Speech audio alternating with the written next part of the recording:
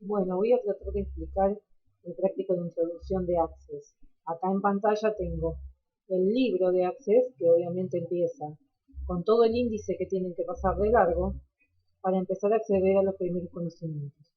La primera pregunta es qué tres cosas debe permitir una base de datos. Y acá está bien resaltado, la base de datos tiene que permitir introducir datos, almacenar datos y recuperar y trabajar con ellos. La segunda pregunta era, nombra los ejemplos, dos ejemplos de bases de datos que se lleven en lápiz y papel. Recuerden que estuvimos hablando en clase sobre las múltiples situaciones en las que tenemos bases de datos y que las llevamos no en computadoras, sino cualquier tipo de organización, cualquier tipo de actividad que podamos realizar, requiere de datos que tenemos que manejar. Entonces habíamos hablado de un kiosco que tenía mercadería, que la mercadería tenía un precio de costo, un precio de venta, que teníamos un stock, una cantidad, que teníamos unos proveedores que nos traían esas mercaderías, por ejemplo. Ese era un ejemplo. Otros ejemplos que habían surgido podía ser un peluquero, que tiene sus clientes, que ofrece diferentes tipos de cortes, que cada corte tiene o cada servicio que ofrece tiene un precio diferente, que tiene productos que necesita comprar para la peluquería y que tiene proveedores que le venden esos productos. Entonces toda esa información forma parte de la base de datos de la peluquería. Esos son solo dos ejemplos. Pueden pensar muchos más. Eso no está en el libro. En el punto 3, la idea era relacionar las tablas del Excel que nosotros vimos el año pasado con las nuevas tablas que ahora usamos en Access. Y en Access vemos que las filas se llaman registros y que los campos, las columnas se llaman campos. Entonces tenemos campo teléfono, campo dirección, campo nombre y tenemos registros. El primer registro sería el de Cabrera Ortiz, el segundo registro sería el de García Ana, pero el registro es la fila completa, todos los datos, no solamente el nombre, sino toda la filita. En cada celda vamos a poner los datos pertinentes al campo que corresponda. La pregunta 4 dice, en la tabla hospital, ¿cuáles son los nombres de los campos? Bueno, si habíamos quedado que los campos eran nuestras columnas, en la tabla hospital tenemos la columna fecha, la columna nombre, la columna dirección, la columna teléfono, la columna diagnóstico, la columna tratamiento y la columna médico. Todas esas columnas se llaman campos. El campo fecha solo va a contener fechas de todos los registros. El campo nombre, el nombre de los pacientes. En todas las filitas, en esa columna solo voy a poner los nombres. Esos serían los nombres de nuestros campos. Cuando nosotros diseñemos las tablas, vamos a diseñar cuáles van a ser nuestros campos, nuestras columnas.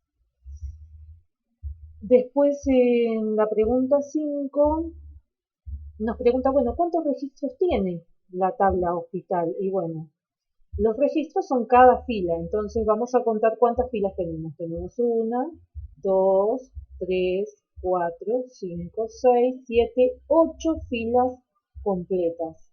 Esas 8 filas son los 8 registros que tiene la tabla hospital. En la pregunta 6 dice, explica con tus palabras a qué se llama base de datos plana. Una base de datos plana, acá tenemos la pregunta 6 y 7 resaltada, una base de datos plana es cuando se utiliza una sola tabla. En nuestra base de datos, si tenemos una tabla sola, como sería el ejemplo de la tabla hospital, estamos en una base de datos plana. Y una base de datos relacional es la que utiliza diferentes tablas relacionadas por campos comunes. Y acá en el trabajo, en el libro, vemos que nos muestra un ejemplo de una base de datos con dos tablas, la tabla médicos y la tabla visitas. Entonces, en este ejemplo se ve cómo estas dos tablas están relacionadas por el código del doctor. El campo que tienen en común, el que se repite, es el código de doctor que aparece en esta tabla y que vuelve a aparecer en la tabla de visitas. ¿Y esto para qué sirve? Para que sepamos, en la tabla de médicos cada médico tiene sus datos personales y tiene un código que lo identifica. Y en la tabla de visitas, cada paciente que se va a atender aparece qué fecha fue, qué se hizo y qué médico lo atendió. Y ahí aparece otra vez el código del doctor.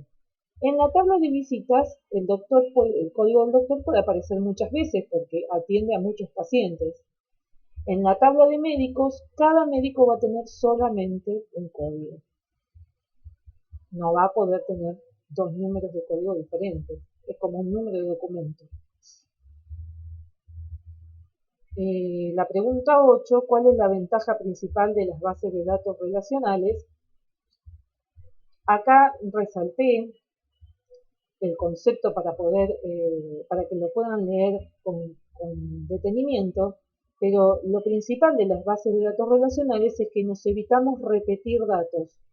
Al tener los datos separados en diferentes tablas, no volvemos a cargar toda la información cada vez que aparece el dato. Por ejemplo, si cada vez que el doctor 1 atiende a un paciente, yo tengo que cargar el nombre del doctor, la especialidad que tiene, la dirección y el teléfono, repetiría muchas veces los datos del médico en la tabla de visitas. Entonces, teniéndolos separados, lo que evito es cargar muchas veces repetida la información de una tabla en otra. Es una forma de organizar más eficiente. Y nos evita también poner datos que no sean ciertos. La 9 me dice, en la base de datos relacional médicos, pacientes y especialidades, ¿cuáles son las relaciones entre los datos? Bueno, las relaciones entre los datos es cómo se relaciona una tabla con la otra.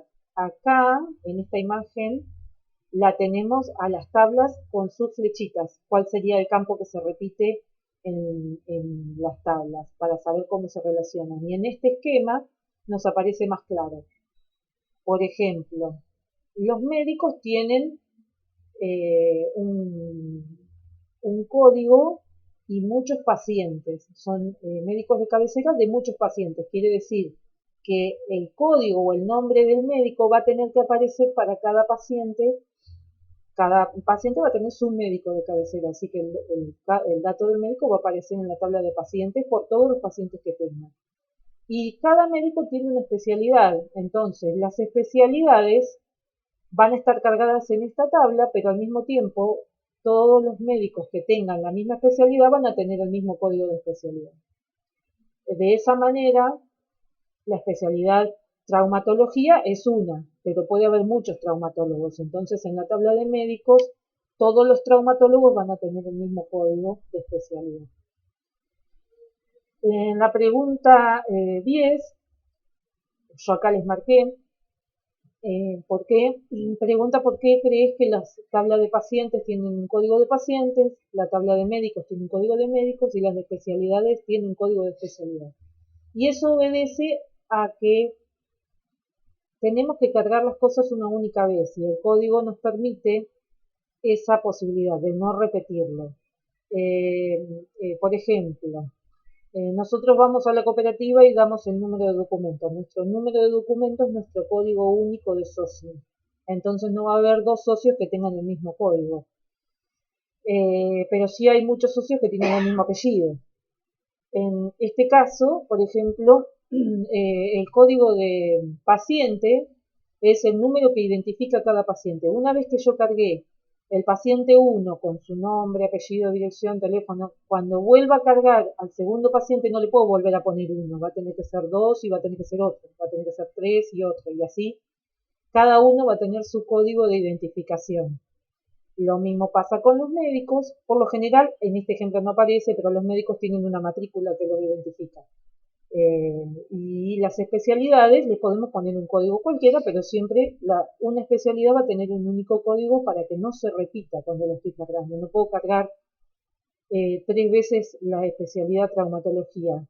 Es una vez la que se carga esa especialidad, pediatría es otra especialidad, va a tener otro código y así.